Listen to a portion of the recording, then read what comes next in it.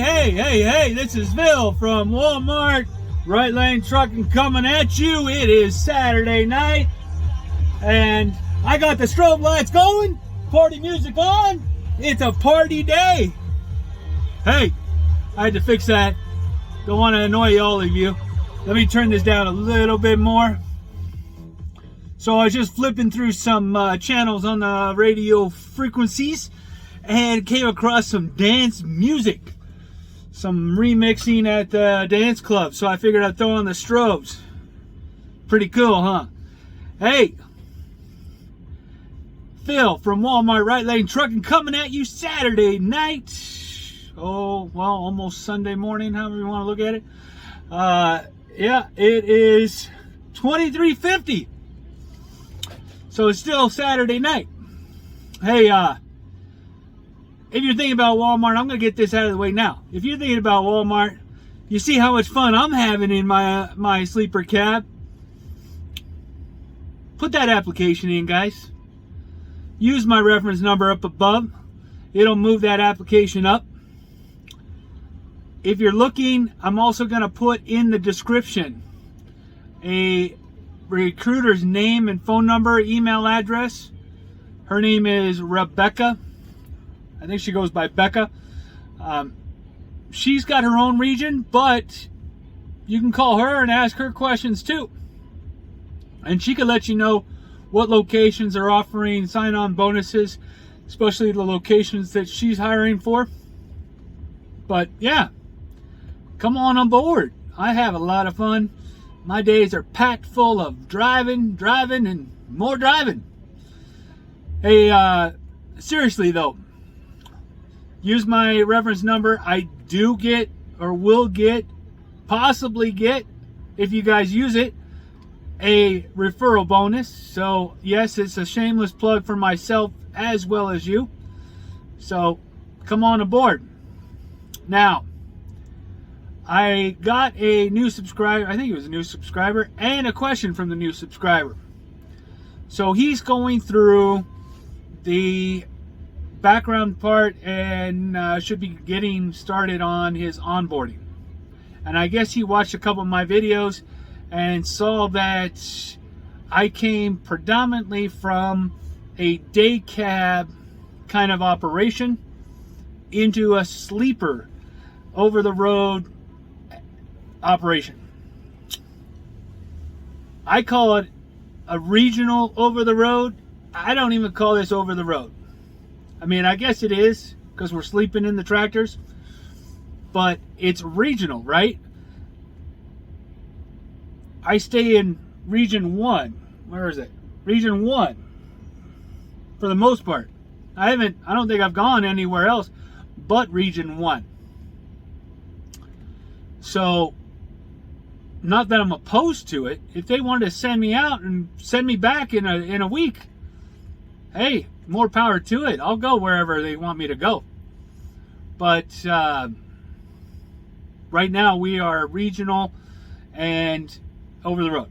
So we spend 4 nights, sometimes 5 if you extend, or if you're on a 6-2 schedule, then you would spend 5 nights in your tractor.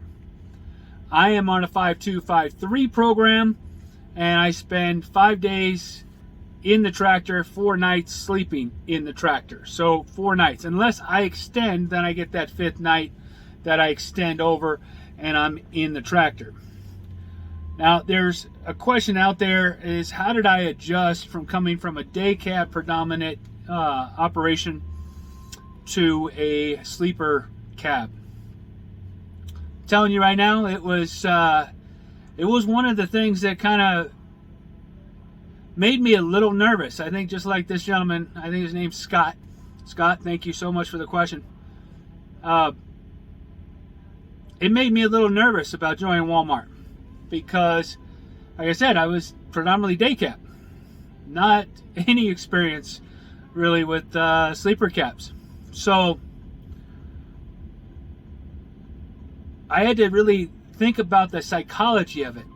Now, I don't know about Scott, but my previous company, and it's no secret, it's in some of my intros, UPS, they have sleeper cabs, and they do go what they call mileage runs, and they're team runs. So you got one guy sleeping, one guy driving, one guy rotate, and then the other guy's sleeping, the other guy's driving, and they go on the longer hauls, and they're out for a week and then come home. Not a bad deal for them. Then they got the day cabbers, and they put in just as many miles as we do sometimes. You know, from Lathrop, they're going up to Mountain Gate and back in the day, or from Lathrop down to Bakersfield, or the bottom of the Tejon, or the bottom of the Grapevine, and back. So even though they're in day cabs, they're putting in some good mileage. But no, they don't sleep in the tractor. Now the thing about those is they're twin screws, or for somebody that's new to driving, twin screw is basically 2 axles in the back. So it's a 3-axle tractor, right? Versus a single screw, which is 2-axle tractor, which is great. It's kind of like your yard jockeys that only have the 2. They use those predominantly for the customer pickups.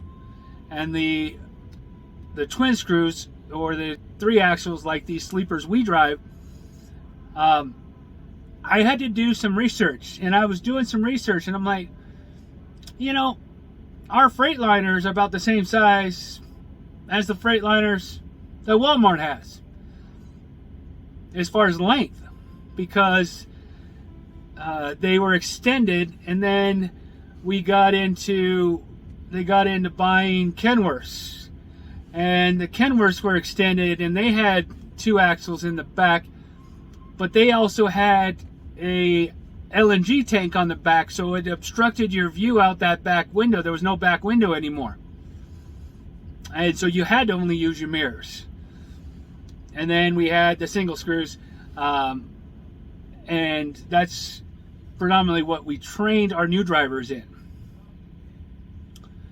And all the 3-axle tractors went on the longer haul runs, because they're going through more scales and maybe some more weight, some containers, stuff like that. So I had to think about the length versus the length. And to be honest, the Freightliners we had are about the same length as the Freightliners we have here at Walmart. The only difference is you got this big old sleeper in the back, and you're having to rely solely on those mirrors, and you can't turn and look out the back window, especially like when you're making a right turn and you want to check your mirror, your right mirror. Well, I cheated. I looked out the back window, make sure that I made it around those curves, right? Can't do that in a sleeper, so that's kind of an adjustment there. We taught our drivers to stay predominantly on the driver's side when backing.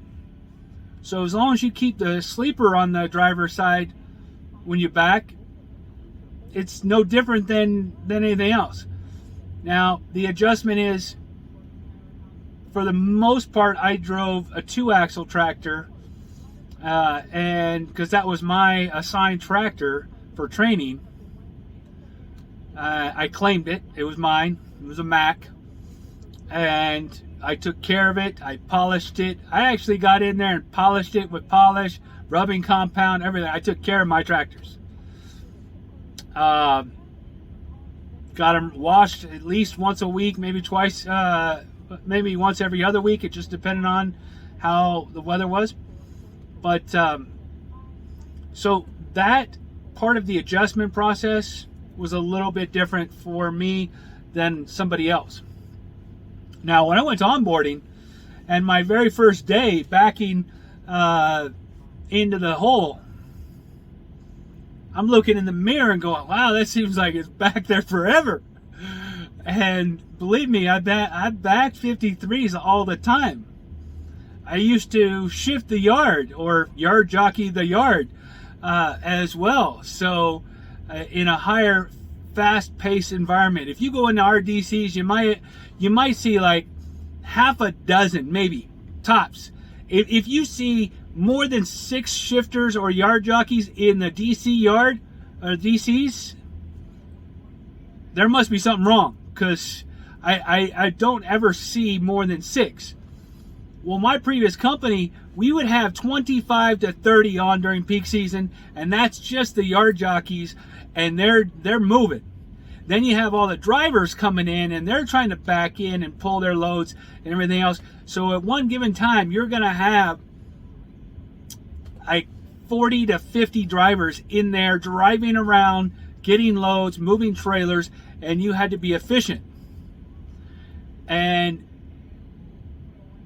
less space than what we have in our DCs.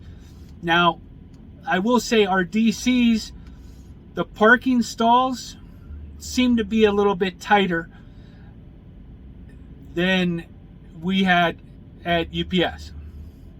We also did left line parking on the stalls and on the doors. And what that meant is your left side of your trailer was on the left line of the stall, and everybody parked that way. Everybody parked left line, left tire on the line, or right next to the line. Not on the line, but next to the line. And that cleared your blind side, and you did, as long as you stayed close to the trailer you're going to park next to on the driver's side, you knew you had at least 3 feet to 3.5 feet on the blind side. Made it a lot different. Now here at Walmart, we park anyway, in the middle, over to the side. Most drivers try to get it in the middle. Not everybody's perfect at getting it in the middle. Some are a little to the left, some are a little to the right, and you really got to look in those holes before you back in to see where both trailers are, so that way when you set up for your back, that it is going to go in the hole correctly. So that was kind of the adjustment I had to do with backing here at Walmart, is really making sure you get out and do that 360 look. When I was at UPS, we always preached, get out and look if you're unsure. Here it's more of a do your 360. Get out and do your 360. Not just if you're unsure, get out and do your 360. And you have to, because like I said, the spots are tighter. They're packing a lot of trailers. If you go into the Walmart DCs, man, that's the one thing I like about here is, and I don't mean to throw stones, but my previous, if you needed an empty, good luck. Good luck finding one. I used to call, especially like when I was training somebody, or if I needed to go and pick up loads and come back to the yard, the hub with them, I used to call our yard controller on the phone. And because I was management and doing the work, I was like, hey, Ariel, what door is about ready to come undone from the unload? I need that trailer. And they would give me a couple trailers, a couple doors to go look at, and there was a 5-minute warning on it. I'd go get that trailer off the unload instead of having to look around the yard trying to find an empty trailer. Here at Walmart, I'm not saying we're throwing the money away, but there's an abundance of trailers, and we use them. That's the thing, we use them. And they're always, there's always a rotation of these trailers. I can't imagine these trailers sitting for very long. But you go in these yards, and some of them are just jam-packed with trailers. So that was kind of the adjustment I had to make as well, is I didn't have to worry about equipment. Equipment here is always there. And you've seen videos of me coming in on my starter day or something like that, my go out day, and there's no trailer in the yard. I get it. We're not really a DC. We're considered a DC for the location in Sacramento to recruit drivers and get drivers in, and that's where they can start instead of having to worry about going all the way to Red Bluff or coming all the way to McCarran or down to Porterville. It was kind of in the central location between all three of those DCs, and to recruit more drivers. Well, it's not a building. It's not a working DC like McCarran, Red Bluff, or Porterville that I mentioned. So we don't stock a whole bunch of trailers in there. So I understand why there wouldn't be trailers, especially if a lot of us are starting up at the same time on the same day. Whoever gets to those trailers first gets the trailer and gets out of there. You delay, you snooze, you lose. So yeah, it's the adjustment. Now, as far as the driving, once you get going straight, it's no different than a day cab. Turning curbs and going around things, yeah, that does it does play a factor in it. And like I said, I had prior experience driving the longer 3-axle tractors we had, so I knew that you couldn't take it the same way you took a 2-axle tractor, and you just got to go out straight and maybe swing a little bit to your left if you're making a right turn before making that right turn. Use the button hook method a little bit more depending on where you're at. Stay wide, look for traffic, let traffic flow past you so you can make that turn. And if you need to, just wait for traffic to clear out of your way, because the day cabs turn better around corners. You got to go a little bit wider with the 3-axle tractors. So most day cabs, not all of them, but a lot of day cab drivers that you see on the road are 2-axle day cabs. Not everybody has 3-axle day cabs.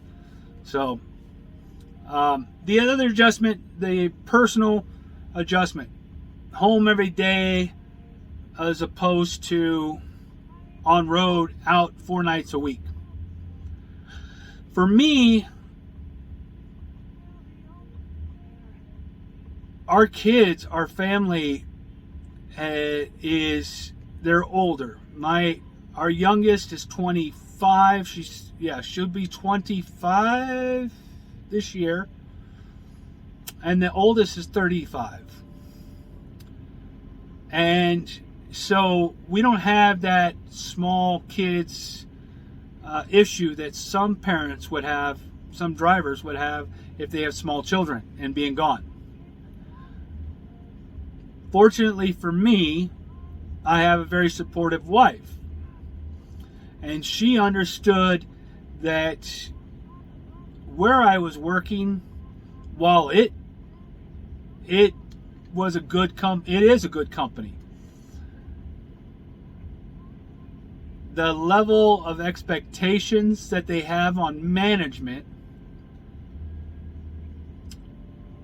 I wasn't willing to do that any longer as far as my time commitments. The work, not a problem.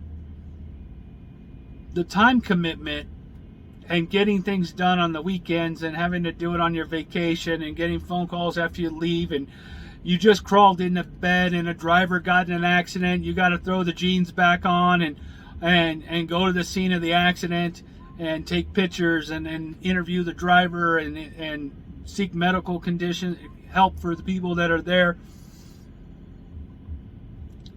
I don't need those phone calls. I don't want those phone calls. I hated those phone calls. And that's just the start of that part. Then you had to do the accident investigation reports and everything else. No, we didn't have a safety team to do it. We had a safety team, but they didn't do it like this safety team here at Walmart probably does. I don't want to find out how they do it here, so I'm not even going to bring it up. Because I'm not going to have one. But so that was easy for me to adjust because my wife was very supportive on my decision to move on. And she's very supportive of me doing this. And I'm home, and when I'm home, I'm actually at home with her rather than not, I'm working, I'm doing this, or I'm doing that. So, big difference. Living in the tractor. Depending on how you are you clean or neat? I like to have everything. I got a trash can. I've got a little carpet I brought in, and when I have plans for when I get my own tractor, because this little area rug carpet is great for right now. It suits the purpose for right now. I will kind of deck out. I've already looked at and scoped out Freightliner Cascadia rugs, and they cut out to fit inside the tractor. The lighting, that's something I did for me. Power cord comes out, goes to the next tractor. The lighting's in the other tractor as well. As long as it's not in the way of my partners, they don't have any problem with it. Food, diet. You just gotta plan for your meals. And if you want to bring your cooked meals that you did at home, great. If you want to go out and purchase ready to go meals that you can just pop in the microwave, great. If you want to eat out every time, meaning you're focusing on going, okay, where am I going to go and try to find something to eat? That's something different, right? So I usually bring food and snacks and drinks with me. I worked with my other driver partners to get microwaves put in the tractors. I purchased them. They pitched in a third each. So we all did a third for the 2 microwaves. That way both the tractors have microwaves, and hey, you bring food, boom, let's have our microwave in here. Walmart didn't pay for that. That's something we did on our own. But I started it because I wasn't going to be in a tractor without a microwave. If we have a refrigerator, it doesn't make sense not to have a microwave. Walmart, again, I'm going to say this. If you're watching the video, you have a refrigerator, you stock it with a refrigerator, a microwave doesn't cost that much more money. Anyway, so put that in there. The other part is the bed. Okay, yeah, I looked at the beds, twin bed. At home, we have a Big Cow King bed. Big Cow King bed. Very nice, memory foam, everything. And I will not lie, it is more comfortable than this bed, because it's the memory foam and I've broken it in. But I thought, wow, I'm not going to be able to sleep on a twin bed. I haven't done that since I was a kid. I do it every night. In my Cow King bed, I sleep on my side, my wife sleeps on her side, divided in half. We're sleeping on twin beds. Rarely do we roll over and cuddle in the middle all night, right? So you're not sprawled out this Cow King bed all night to yourself. Well, maybe you are, I don't know, but I'd always curl up on my side, or she'd curl up on her side, and that's what it was. So, twin bed, not a big deal for me. Just got some sheets. I've got different sheets. I've got dark blue, I've got light blue, I got white. Bedding on top. I got a couple blankets, 2 pillows. The heater in here works good, believe me. I'm usually one that likes to sleep a little bit colder. So in the morning when I'm waking up, I don't want to get out of bed because it's cold. So I'll turn on the heat just to heat it up in here, so I don't have to get out and start getting ready in the cold. But other than that, I sleep usually without the APU going, unless it's summer and it's 100 plus degrees outside, then it's on so it can run the AC. But I've yet to kick on the heater while sleeping at night, so that's not a bad thing. What else? Get out as often as you can. Don't sit in the tractor the whole time. I've gotten out, I've got something to eat, my tacos that I like in Lathrop, and I picked them up, and I could have easily walked right back into the tractor, sat down and ate them in the tractor. It was a nice, beautiful day out. I sat outside and ate them and did that. You've seen me go on for walks. I take walks, and I just go out for a walk and enjoy it. Get out of the tractor. Don't spend every minute in the tractor. I just got done eating dinner at Mel's here where I'm at in Boomtown, Nevada. And I thought about getting it to go and then bringing it back to the tractor and eating it in the tractor. And I said, you know what? Nope, not going to do it. I don't care how weird sitting by yourself feels sometimes. I'm going to do it, and I'm going to eat inside, and I'm going to enjoy my meal inside, sitting down, and then I can walk back to my tractor. So get out of the tractor. Don't spend every waking moment in it. So those are things that have helped me adjust to the differences of Walmart versus my other job, day cab versus sleeper, on road versus home every night. It's a big step. You got to really think about it. But for me, it works. Hopefully for you, Scott, you're making the right choice. Benefits. You asked about benefits. Comparing benefits to the other company. Because I was management over at UPS, I paid for my own benefits. A driver over there doesn't have to pay because they're unionized shop and they don't have to worry about it. So benefits wise, we stayed with Kaiser. We were with Kaiser before. We stayed with Kaiser. I'm actually paying less here at Walmart than I did at UPS. The 401k. The 401k, while you have to wait a year, it is a better match. At UPS, it was 3%. It was 6% at 50%. So 50 cents per dollar you would get from the company. And they paid it in quarterly basis. Yes, quarterly. They paid it to you quarterly. So you didn't get it right away.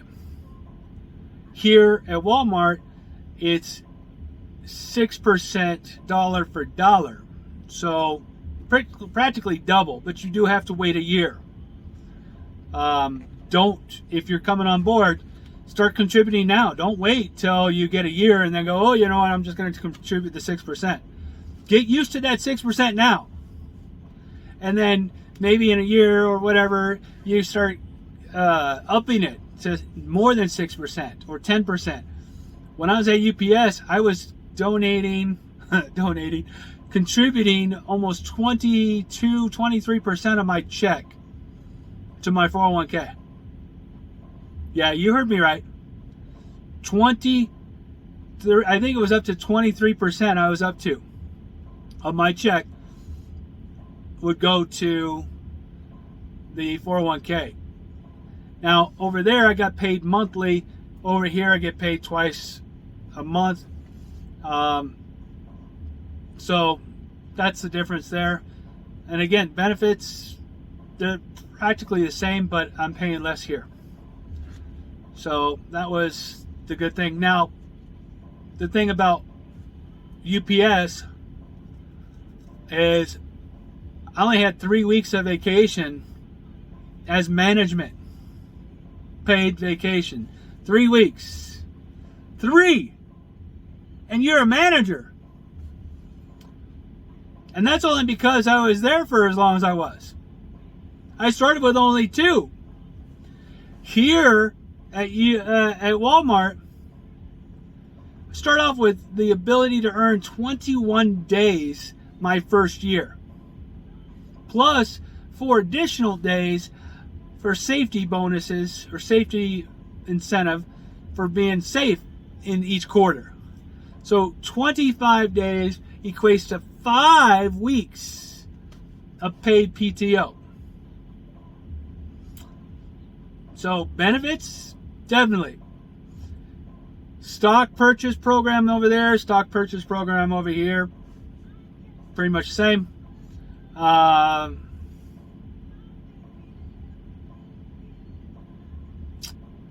get to wear this snazzy uniform versus the brown uniform. I don't know. I like this one a little better. You know, you get different colors. The brown, hey, it's okay. I mean, it's tradition for UPS, and it's the Pullman brown.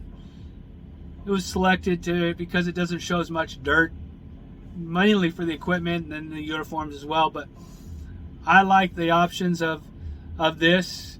The option over there was shorts or pants, brown shorts, brown pants. But if you're wearing brown shorts, you had to wear brown socks that said UPS on them. Long sleeve shirt versus short sleeve shirt. Still have that over here. Same, really. But I do like this uniform. Now, some guys don't like uniforms. I get it. Me, I don't really care. When I'm out driving, and somebody's going to say I bleed blue. Boy, I bled brown when I was there. When I'm out driving, I know that this spark here, this patch here, it's easily recognizable. When I worked for the other company, UPS, same thing. The UPS shield, the UPS brown, very recognizable. As I used to tell my students over there, that UPS uniform opens doors. It's like a key to the house. They see a UPS person, they let them in. Same thing with Walmart. They go, hey, there's a Walmart person, let them in. I haven't had any problems driving around in a Walmart tractor, wearing a Walmart uniform, getting access to where I needed to go. Figure that one out. The brand means something. And I take pride in the brand that I work for. And in this instance, it's Walmart. And I'm enjoying it. So I take pride in it. So I guess that's it. It's already been on 32 minutes now. I'm just going to wrap up real fast by giving you a brief overview of what I did. Pretty quick. Started in Red Bluff, went to Klamath Falls, Oregon. Dropped my trailer in Klamath Falls, Oregon, picked up an empty trailer, went back to Red Bluff. Red Bluff, they gave me a trailer, needs to go to Reno. I left there, and I am now in Boomtown, Nevada, or Boomtown Casino at the border, kind of state line, whatever you want to call it, of Nevada, California.